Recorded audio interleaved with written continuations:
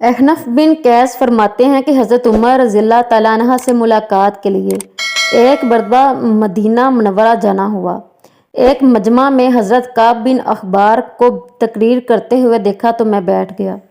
وہ فرما رہے تھے کہ حضرت آدم علیہ السلام وفات کے وقت اللہ تعالیٰ سے عرض کی، یا اللہ، میری موت سے میرا ازلی دشمن ابلیس بہت خوش ہوگا، اس کو تو قیامت تک زندہ رکھنا۔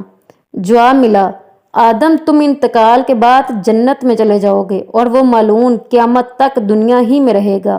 آخر میں اس کو موت آئے گی تاکہ ساری دنیا کے لوگوں کے برابر موت کی تکلیف اٹھائے۔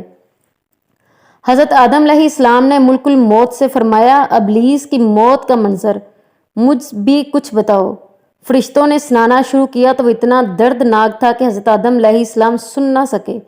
فرمایا، بس کرو، اب نہیں سننا جاتا۔ اتنا فرما کر حضرت کعب خاموش ہو گئے۔ لوگوں نے کہا، حضرت کچھ ہمارے سامنے بھی اس کی موت کا منظر بیان فرمائیں۔ پہلے تو انکار کیا، مگر لوگوں کے بے حد اصرار پر فرمایا، جب قیامت قریب آئے گی، لوگ حسب عادت بازاروں میں مشغول ہوں گے۔ اچانک ایک زوردار دھماکہ ہوگا جس سے بہت سے لوگ بے ہوش ہو جائیں گے۔ اللہ تعالیٰ ملک الموت سے فرمائیں گے کہ میں نے سب سے زیادہ تمہارے مددگار اور معاون بنائے اور تم ان سب کی برابر قوت دی۔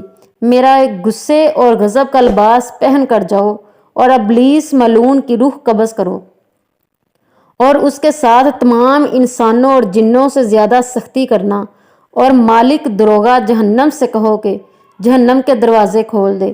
ملک الموت غیظ و غضب میں بڑے بہت سے فرشتوں کے ساتھ دنیا میں اسی طرح آئیں گے کہ آسمان زمین والے دیکھ لیں تو خوف کے مارے پگھل جائیں۔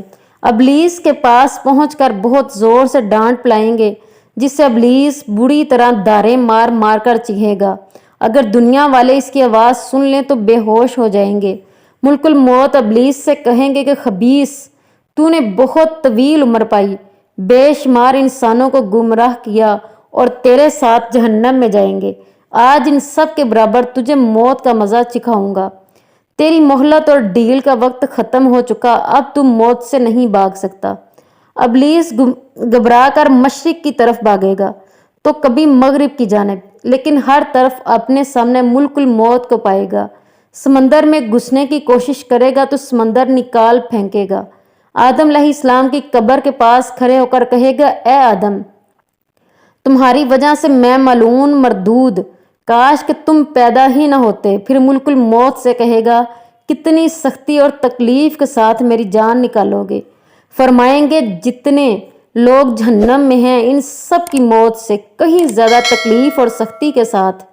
یہ سن کر تڑپنے لگے گا اور چیختا چلاتا ادھر ادھر بھاگے گا، اور جہاں موت آنی ہے وہاں گر جائے گا۔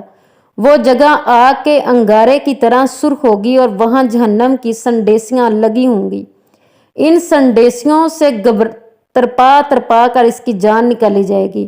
آدم علیہ السلام حوا سے کہیں گے، ذرا اپنے دشمن کو دیکھ لو کس طرح ذلت کے ساتھ مر رہا ہے۔ وہ دیکھ کر بے حد خوش ہوں گے اور کہیں گے، یا اللہ، تو نے ہم پر اپنی نعمت مکمل فرما دی۔ اللہ اکبر، اللہ اکبر۔